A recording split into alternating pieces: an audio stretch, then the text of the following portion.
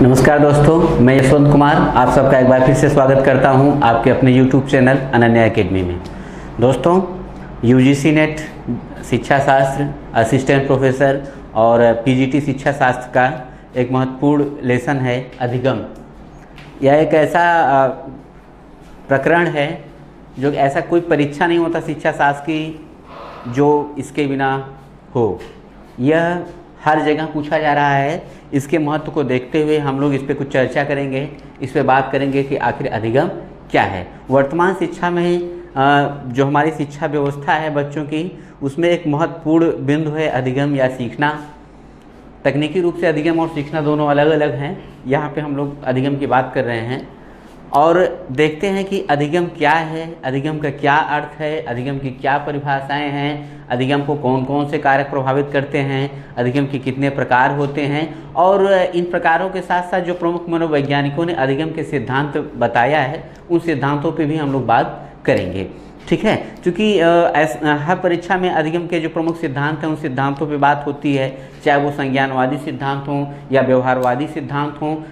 सभी सिद्धांतों पे इस पे प्रश्न बन रहे हैं, इसलिए हम लोग इसको बिंदुवार तरीके से विस्तृत तरीके से इसको कई भागों में देखेंगे। क्योंकि ये इतना प्रकरण बड़ा है कि यह किसी एक वीडियो में नहीं आ पाएगा, इसलिए पार्ट 1, पार्ट 2, पार्ट 3 करके हम इसको विस्तार पूर्वक अलग अलग वीडियो के माध्यम से इसका अध्ययन करेंगे। ठीक है, तो इसकी शुरुआत हम करते हैं कुछ परिभाषाओं से और कुछ इसके बिंदुओं से, जिससे अधिगम का जो कॉन्सेप्ट है वो स्पष्ट हो सके आप सबका।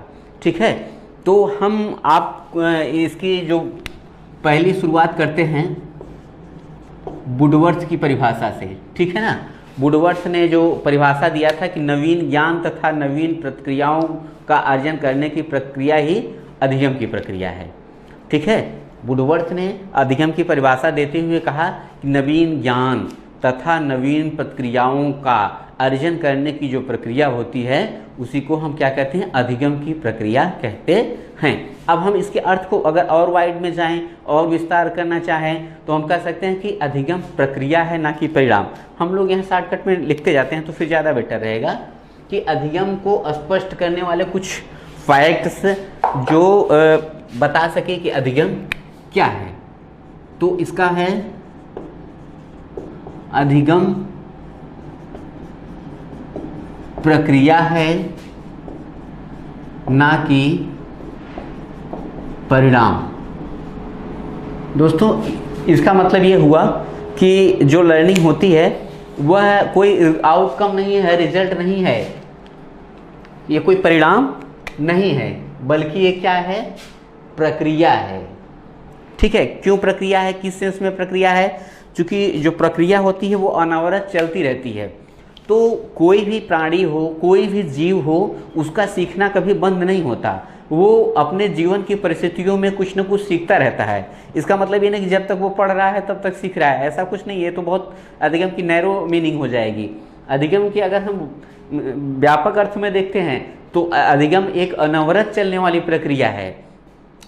व्यक्ति जन्म से मृत्यु तक कुछ न कुछ हमेशा अपने जीवन में सीखता रहता है। तो इसीलिए कहा गया कि अधिगम प्रक्रिया है ना कि परिणाम। ठीक है, यह कोई परिणाम के रूप में नहीं कि कोई व्यक्ति किसी चीज़ को सीखा बस हो गया, ऐसा नहीं है। वो अपने जीवन में हमेशा कुछ न कुछ सीखता रहता है। ठीक है, इसलिए अधिगम को एक प्रक्रिया माना जाता है ना कि परिणाम। ठीक है, अब एक और इसके बारे में बात होती है कि अधिगम सदैव उद्देश्यपूर्ण होता है। अधिगम सदैव उद्देश्य पूर्ण होता है। ठीक है, तो ये बात मानी यही है कि व्यक्ति या प्राणी कोई भी चीज़ को सीखता है, अधिगम करता है, लर्निंग करता है तो उसका एक उद्देश्य होता है। बिना उद्देश्य के व्यक्ति कोई कुछ नहीं सीखता। बीच में इसमें बहुत सारी कंट्रोवर्सी हुई थी।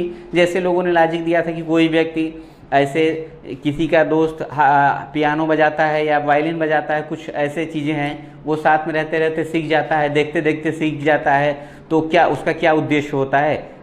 जैसे आपका एक मित्र है, वो प्रोफेशनल पियानो प्ले करता है, वो प्रोफेशनल है, तो आप उसके साथ, वो उसका प्रोफेशन है, व्यवसाय है, करता है, उसके लिए वो अर्निंग करता है। अब आप उसके साथ साथ रहते हुए पियानो सीख जाइए और आपका कोई ऐसा उद्देश्य ना हो कि हाँ हम भी आगे चल करके पियानो बजाने के क्षेत्र में अपना करियर बनाएंगे या उसे अपने प्रोफेशन के रूप में चूज़ करेंगे, फिर भी आपने सीख लिया। तो बोलिए कि इसमें उद्देश्य कहाँ हुआ?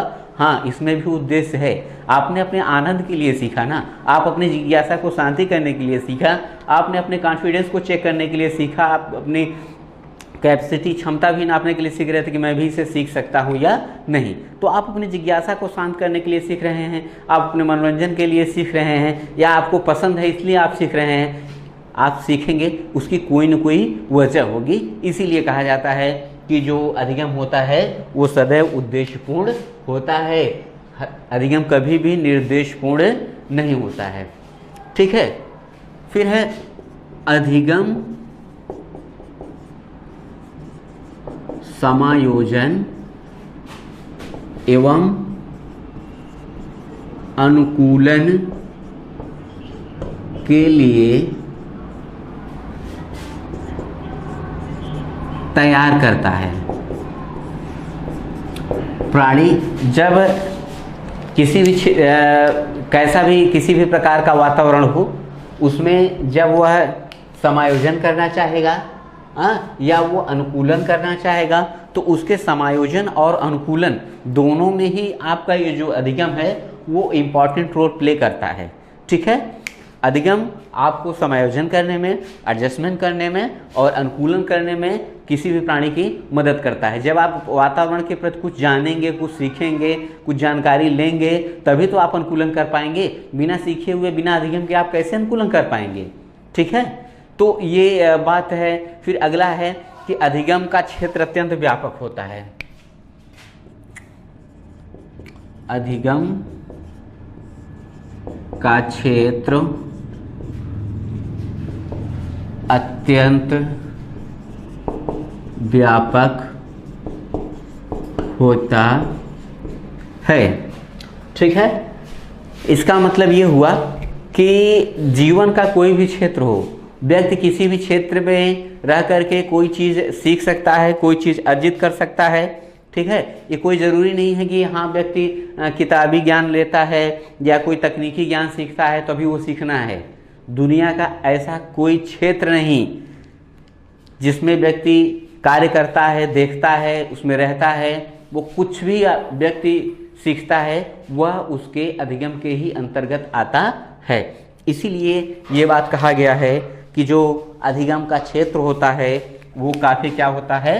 व्यापक होता है। ठीक। तो अब हम अधिगम के क्षेत्र को व्यापक बोलते हैं। फिर अगली बात आती है, क्यों? क्योंकि इसमें ज्ञानात्मक, भावात्मक और मनोचालक, ये तीनों उसमें समाहित होते हैं। अधिगम के अंतर्गत ज्ञानात्मक, भावात्मक और मनोचालक सभी प्रकार के जो व्यवहार होते हैं, ये तीन प्रकार के व्यवहार होते हैं। ये तीनों व्यवहार प्राणी के अधिगम के अंतर समाहित होते हैं। इसीलिए कहा जाता है कि अधिगम क्या है? एक व्यापक प्रक्रिया है। इसमें इसका जो क्षेत्र होता है वो काफ़ी व्यापक होता है।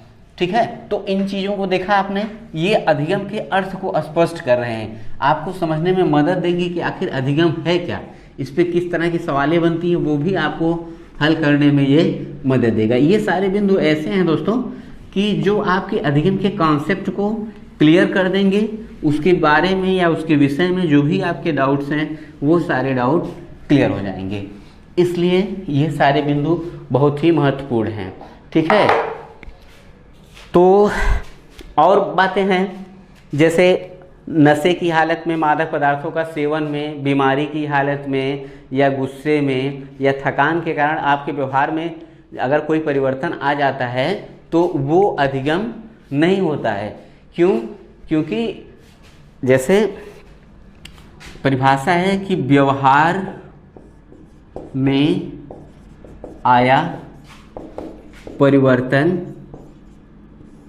अधिगम है। ठीक है। तो सीखने के फलस्वरूप अगर व्यवहार में परिवर्तन, ठीक है, व्यवहार में क्या है, परिवर्तन इक्वल टू अधिगम। ठीक है, जब प्राणी कोई चीज़ सीखता है तो उसके व्यवहार में परिवर्तन आ जाता है। तो इसीलिए मनोवैज्ञानिक कहते हैं कि सीखने के फलस्वरूप आपके व्यवहार में कोई भी प्रकार का जो परिवर्तन होता है वो आपका क्या हो जाता है, अधिगम हो जाता है। तो अब जब क्या जितने भी प्रकार के व्यवहार परिवर्तन होते हैं सब अधिगम हैं? तो नहीं, क्योंकि जो व्यवहार परिवर्तन मादक पदार्थों के सेवन से भी हो जाता है, गुस्से की स्थिति में होता है, थकान के कारण व्यक्ति में चिड़चिड़ापन आ जाता है, बीमारी के कारण मानव का व्यवहार बदल जाता है, तो क्या वो अधिगम है? नहीं, वो अधिगम नहीं है। क्यों नहीं है? क्योंकि क्या है, उसमें ये होना चाहिए कि अस्थायी परिवर्तन, एक शब्द है आपका अस्थायी परिवर्तन, केवल परिवर्तन नहीं, अस्थायी परिवर्तन जब होगा तभी वो बात अधिगम के अंतर्गत आएगी। अब चूंकि बीमारी के कारण, थकान के कारण या मादक पदार्थों के सेवन के कारण जो भी व्यवहार आपका बदलता है वो कुछ देर में, थोड़ी देर में या कुछ समय में वो व्यवहार फिर से पहले जैसा हो जाता है, इसलिए यह अधिगम में नहीं आता। क्यों? अधिगम जितने भी व्यवहार हैं अगर वो अस्थायी प्रकृति के होंगे तभी वो अधिगम के अंतर्गत आएंगे, अगर वो व्यवहार अस्थायी प्रकृति के नहीं होंगे तो अधिगम में नहीं आएंगे। फिर अधिगम के बारे में एक और बात है कि अधिगम सदैव नवीन नहीं होता है। ठीक है, ये बात हुई, अधिगम सदैव नवीन नहीं होता है। इसका मतलब दोस्तों ये हुआ कि अधिगम कभी कभी पुरानी सीखी हुई बातें व्यक्ति फिर से सीख लेता है। जैसे आपने कोई लेसन पढ़ा, अब वो साल 2 साल 6 महीने या महीने 2 महीने बाद ही वो पुराना लेसन आप भूल जाते हैं, तो उसको फिर से आप रिवीजन करके पढ़ते हैं और वो फिर से आपको याद हो जाता है। तो आपने अधिगम तो किया लेकिन वो अधिगम नया नहीं था, उसका अधिगम आप पूर्व में कर चुके हो। इसीलिए कहा जाता है कि जो अधिगम होता है वो हमेशा नवीन नहीं होता, कभी कभी व्यक्ति सीखी हुई बातों को भूल जाने पर फिर से सीखता है। ठीक है, तो इसलिए पुरानी बातों को या भूल गई बातों को फिर से सीखना भी वो अधिगम के अंतर्गत आता है। ठीक है, अधिगम में अभ्यास, प्रशिक्षण, अनुभव, ठीक है, इसको मिटा लेते हैं। एक और बात है अधिगम के बारे में जो काफ़ी महत्वपूर्ण है कि कैसे अधिगम में कौन कौन सी चीज़ें, कैसे अधिगम होता है, इस फैक्ट को वो क्लियर करेगा। ठीक, तो मैं बताना चाहूँगा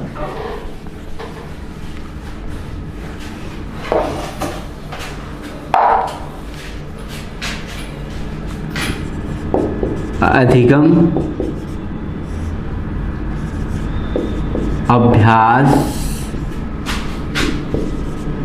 अनुभव एवं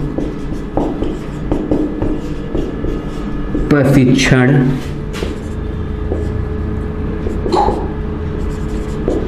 आधारित होता है। देखिए इसमें 2 बातें हैं कि एक होता है अभ्यास, ठीक है, और अनुभव, प्रशिक्षण। ठीक है, जो अधिगम होता है वो इन्हीं तीनों चीज़ों पर आधारित होता है। अभी हमने बताया कि कैसे, क्यों अन्य प्रकार के जो व्यवहार हैं वो जब सीखेंगे, जैसे बीमारी के कारण व्यवहार में कोई परिवर्तन आ गया या मादक पदार्थों के सेवन के फलस्वरूप थकान के कारण गुस्से में जो व्यवहार परिवर्तन होता है वो क्यों अधिगम में नहीं होता? क्यों? क्योंकि उसमें ये तीनों कंपोनेंट नहीं होते हैं, ना तो उसमें अभ्यास होता है, ना तो उसमें अनुभव होता है, ना तो उसमें किसी प्रकार की कोई ट्रेनिंग होती है। इसलिए ऐसी चीज़ें अनुभव में नहीं होंगी। अब बात ये हो रही है कि अधिगम में क्या ऐसी चीज़ होनी चाहिए। अगर कोई चीज़ आप सीख रहे हैं, चाहे अभ्यास के द्वारा, चाहे अनुभव के द्वारा, चाहे प्रशिक्षण के द्वारा, इन चीज़ों के द्वारा आप कोई चीज़ भी सीखोगे वो आपकी अधिगम के अंतर्गत आएगी। अगर कोई व्यक्ति के व्यवहार में कोई परिवर्तन हो रहा है, उस परिवर्तन के पीछे ये तीनों कारक नहीं हैं, तो वो अधिगम नहीं है। ठीक है।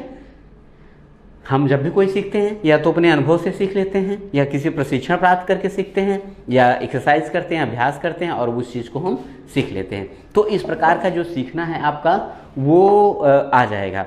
इसीलिए कहा जाता है कि मूल प्रवृत्ति, ठीक है, मूल प्रवृत्ति एवं जन्मजात। देखिए इसमें बता रहा है कि ऐसे कौन से चीज़ें हैं मूल प्रवृत्तियों के कारण या जन्मजात व्यवहार, मूल प्रवृत्ति हो या कोई जन्मजात व्यवहार हो, उसके कारण, व्यवहार के कारण आया परिवर्तन अधिगम नहीं है। देखिएगा यहीं पे ये चीज़, ये फैक्ट भी क्लियर हो रही है।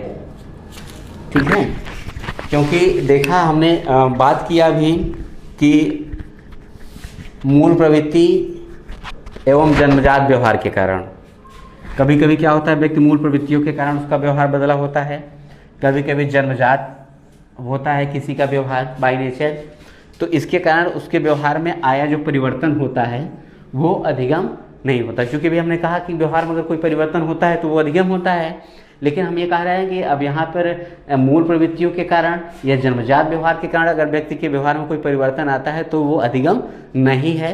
क्यों नहीं है? उसका उत्तर ये है क्योंकि उसमें न तो अभ्यास निहित है, न तो अनुभव निहित है, न तो प्रशिक्षण निहित है।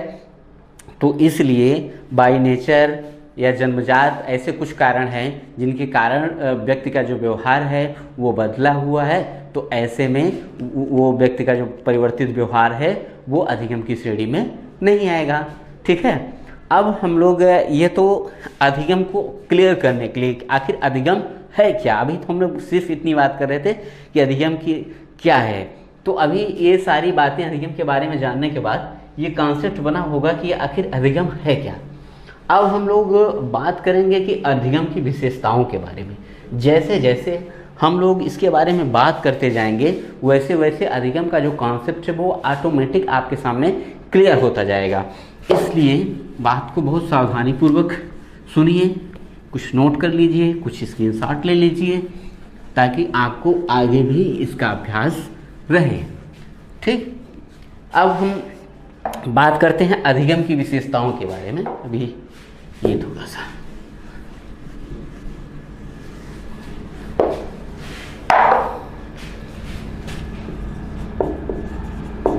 अधिगम की विशेषताएं, क्योंकि किसी भी चीज़ की विशेषता दोस्तों उस चीज़ को क्लियर करने में हमारी हेल्प करता है, इसलिए अधिगम की विशेषताओं को भी जानना जरूरी है।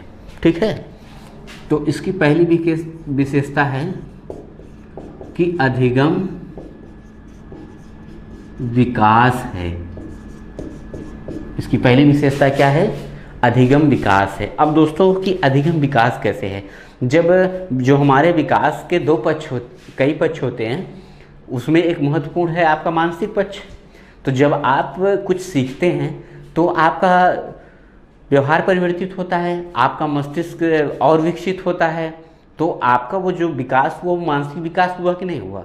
जैसे आप टाइप करना सीख गए, हारमोनियम बजाना सीख गए, या कोई भी म्यूजिकल इंस्ट्रूमेंट बजाना सीख गए, पेंटिंग करना सीख गए, ये सारी बातें, या गणित का कोई सवाल हल करना सीख गए, या कोई कॉन्सेप्ट है साइंस का वो करना सीख गए, तो जब आपने यहाँ पे सीखा तो आपके व्यवहार में परिवर्तन हुआ और वो आपके मानसिक शक्ति को बढ़ाया, आपके मानसिक क्षमता में वृद्धि किया। तो इसका मतलब ये हुआ कि सीखने के बाद व्यक्ति का मानसिक विकास होता है।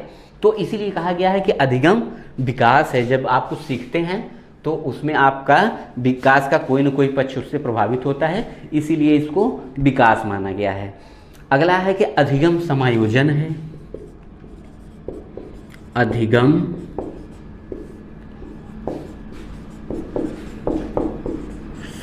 समायोजन है। ठीक है, क्यों है? हमने बताया था कि जब व्यक्ति अपने वातावरण में कोई परिवर्तन आता है और उसके किसी भी प्रकार के सामाजिक वातावरण में, प्राकृतिक वातावरण में, भौतिक वातावरण में, तो जब वो अधिगम करता है, वो सीखता है और सीख करके स्वयं को उससे समायोजन कर लेता है, तो इसीलिए कहा जाता है कि अधिगम समायोजन है। अधिगम, अगर ऐसा भी कहा जाए कि अधिगम क्या है, अधिगम समायोजन की एक योग्यता है, तो गलत नहीं होगा। अधिगम क्योंकि हमें समायोजन में मदद करता है। ठीक है, अब एक और बात होती है, अधिगम व रुचि परस्पर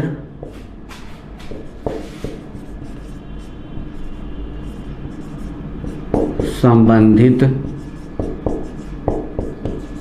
होते हैं। ठीक है, अब यहाँ ये बात हो रही है कि व्यक्ति का जो इंटरेस्ट होता है और वो अधिगम से क्या होती है, संबंधित होती है। क्यों होती है कि व्यक्ति प्रायः, या किसी बालक को देखिए कि जब उसे पढ़ने के लिए कहा जाता है तो वो प्रायः वही पुस्तक खोल के बैठ जाता है पढ़ने के लिए जो उसका पसंदीदा विषय है। जैसे किसी बच्चे को गणित बहुत पसंद है तो वो गणित की ही पुस्तक निकाल के सवालें लगाना शुरू कर देगा, या किसी को हिस्ट्री पसंद है, इंग्लिश पसंद है, या पेंटिंग पसंद है, जो भी पसंद है वो उस चीज़ को पढ़ता है। और व्यवहारिक जीवन में भी देखा गया है कि व्यक्ति अपने पसंदीदा कार्य को बार बार करना चाहता है, पसंदीदा क्षेत्र में कुछ नया सीखता है, कुछ नया जानता है, नया पढ़ता है, इसलिए इनका संबंध है। दूसरी बात, जिसमें व्यक्ति की रुचि नहीं होती वो उसे सीखना नहीं चाहता, या उसे सीखता है तो उसकी जो सीखने की गति होती है वो कम होती है। दोस्तों, जब व्यक्ति अपने रुचि के क्षेत्र में कोई चीज़ सीखता है तो उसके सीखने की जो गति होती है वो अधिक होती है और वो पूरे मनोयोग से सीखता है। अगर व्यक्ति का रुचि नहीं है उसमें तो वो उससे देर से सीखता है, उसमें सीखने में थकान महसूस करता है, सीखने की मात्रा भी उसकी सामान्य की अपेक्षा कम होती है। तो इसीलिए कहा गया है कि जो अधिगम होता है और रुचि होती है वो क्या होती है, परस्पर संबंधित होती है। फिर है कि अधिगम सर्वांगीण है। एक और बात आती है अधिगम के बारे में कि अधिगम सर्वांगीण है। ठीक है दोस्तों, यहाँ पे सर्वांगीण का मतलब ये हुआ कि ऐसा कोई प्राणी नहीं है संसार में, ऐसा कोई जीव नहीं है इस संसार में जो अधिगम ना करता हो। ठीक है, इसीलिए यहाँ शब्द प्रयोग किया गया सर्वांगीण। यानी अधिगम एक ऐसी प्रक्रिया है जो इस संसार के सभी प्राणियों में पाया जाता है। संसार के सभी वो जीव, चाहे पक्षी हों, कीड़े मकोड़े, मनुष्य, जितने भी हैं जानवर, सब में अधिगम होता है। कैसे? जैसे एक चिड़िया होती है, देखिए कैसे घोंसला बनाना सीखती है ना, तो लर्निंग हुआ कि नहीं हुआ, वो लर्न कर रही है। कीड़े मकोड़े, चींटियाँ किस प्रकार से अपना खाने पीने की चीज़ों को संग्रह करती हैं, एकत्र करना सीखती हैं। तो लर्निंग, बंदर कैसे पेड़ों पे चढ़ना सीखता है, कैसे जंगल में बहुत सारे जंगली जीव खुद को सर्वाइव करते हैं, ये सब सीख के ही करते हैं। चाहे वो अनुभव से करें, चाहे अभ्यास से करें, चाहे प्रशिक्षण से करें, लेकिन सीखते तो वही है ना। तो इसीलिए कहा जाता है कि जो लर्निंग होती है वो सर्वांगीण होती है, यूनिवर्सल होती है, हर प्रकार के प्राणी में पाया जाता है। सर्वांगीण का मतलब ये नहीं होता कि सब जगह पाया जाता है, सभी प्राणियों में पाया जाता है, ऐसा ये टेक्निकल बात है। ठीक है, और अधिगम अभिप्रेरणा पर निर्भर करता है। एक और बात आई इसके बारे में, इसकी एक और विशेषता है कि अधिगम अभिप्रेरणा पर निर्भर करता है।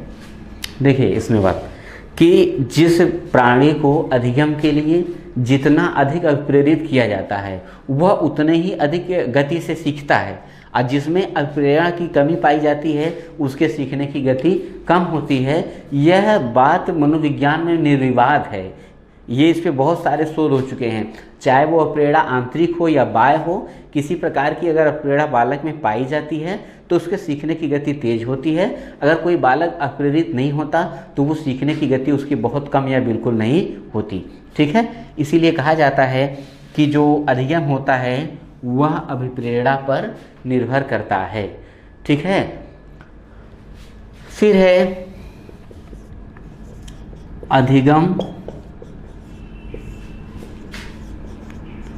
जीवन पर्यंत चलने वाली प्रक्रिया है। ठीक है, अधिगम क्या है कि जीवन पर्यंत चलने वाली प्रक्रिया है। यहाँ पे जीवन पर्यंत चलने वाली प्रक्रिया का मतलब दोस्तों कि व्यक्ति पैदा होने के बाद से ही वह मरने तक कुछ न कुछ सीखता रहता है, उसके अनुभवों में वृद्धि होती है। ठीक है, वो नई नई बातों को जानता है, समाज के प्रति, देश के प्रति, परिवार के प्रति और लोगों के संवेगों के प्रति, भावनाओं के प्रति बहुत सारी चीज़ें हैं। वो चाहे वो व्यक्ति वृद्धि क्यों ना हो जाए, वह नए नए नित नित अनुभव कुछ न कुछ जरूर सीखता है। इसीलिए कहा जाता है कि जो अधिगम होता है वह क्या है, एक जीवन पर्यंत चलने वाली प्रक्रिया है। ठीक है, तो अब हम लोग जो अधिगम के बारे में बात है वो अब इसके अगले पार्ट में करेंगे। Thank you.